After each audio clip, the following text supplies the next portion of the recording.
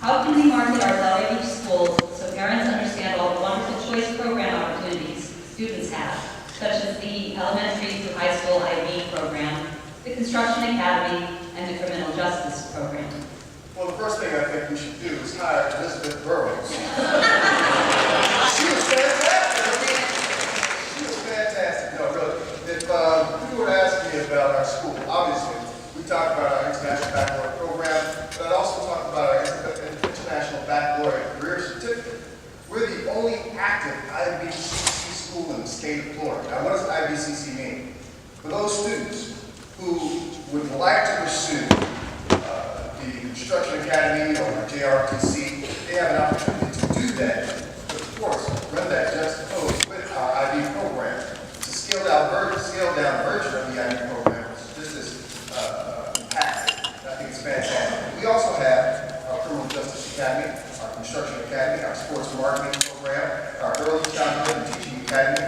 Marketing doesn't just stop here or on our website. It also goes out to the community. I've been in businesses, homeless associations. I've spoken to churches. I've been to recreational facilities.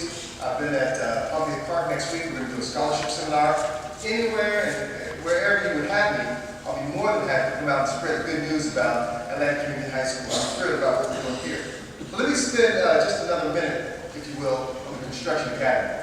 We're about to complete our latest project, phase 2 of our Eagles Nest project. And if you know anything about it, it's a home that's actually built in the community a few blocks from here. And what we plan on doing is, when we open the home and present it to the community, we also want to partner with the city to select a house to the right and to the left of that home, so that we can offer some curb appeal, perhaps even a few houses down. So we're not just an extension of what's going on here for our students, but we're also reaching out to the community.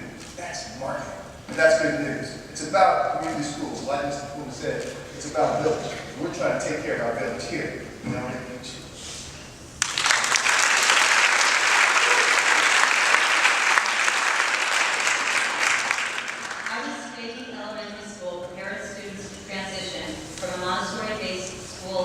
Environment to a traditional middle school teaching environment. Principal Baca? Well, the short answer is that we don't need to do anything special. Dr. William Montessori developed a Montessori education philosophy over 100 years ago, and believe it or not, it really works in today's school. Her intent was that teachers follow the children, that we teach directly to their needs. And as a result, we differentiate instruction and we follow what their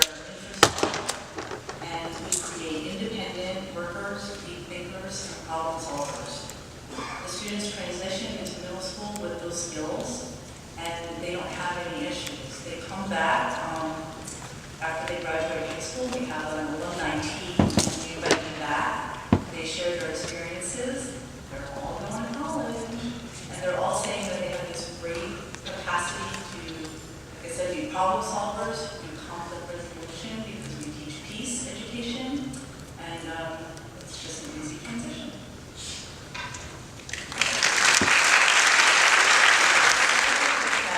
Funds, as does the city. What can the city do to help with some of our educational priorities? Well, it's true the state mandated millage reduction has impaired our school district's ability to build new schools or improve existing ones. Further state mandates left unchanged restrict additional borrowing by our district until 2023. We know, having just completed our city budget, we also have limited funds. Notwithstanding these financial realities, our priorities cannot wait until 2023. So what do? Like we have done before, we roll up our sleeves and help ourselves. Let's start with our priorities. We want the South County Middle School of the Arts located at Carter Middle School.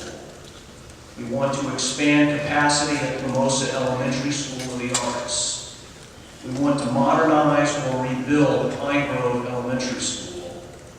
And we want some of the choice programs at neighboring schools offered at Atlantic High, such as biotechnology, entrepreneurism, and law.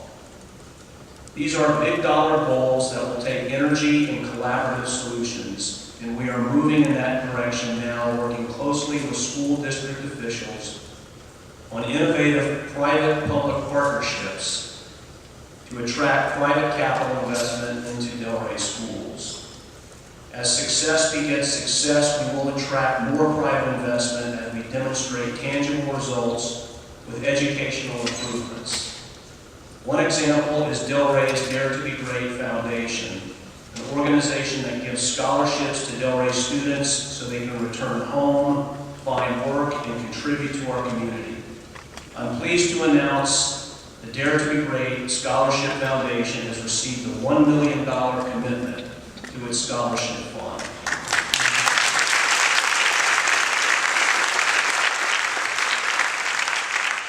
This is the first of what I hope will be many more exciting announcements in the coming months as we once again show how Delray Beach prioritizes education.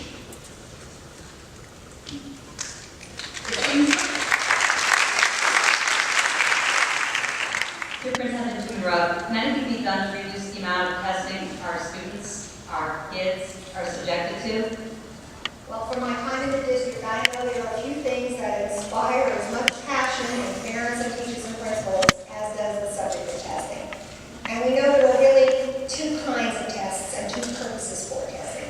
One is a test that measures, is a measurement of learning. Those are state mandated tests. Those are like your MCAT and your EOCs, and those we have no choice. Then there are those tests that are measurements for learning. They're meant to inform the teacher how well the teacher has done in meeting the goals that she or he set to achieve for the students. And those are formative tests. 2 times a year, our district issues a test like that, and those are called diagnostic assessments.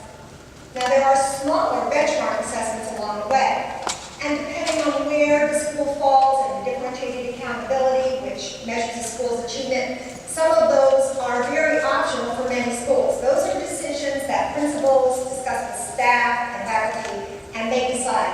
Some schools have less choice on them. However, I will tell you this. You heard Ms. Burrows do an amazing job talking about IB, and my son's a graduate of Atlantic High School, so I know what she says is true. That the IB program assessments try to show connections. They make opportunities for children to show what they've learned. And I think that's a direction that our principals and our schools are working towards when we discuss assessments.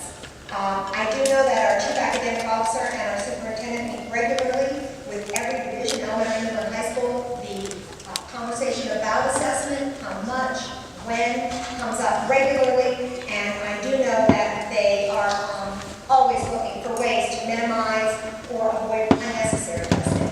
So I hope when they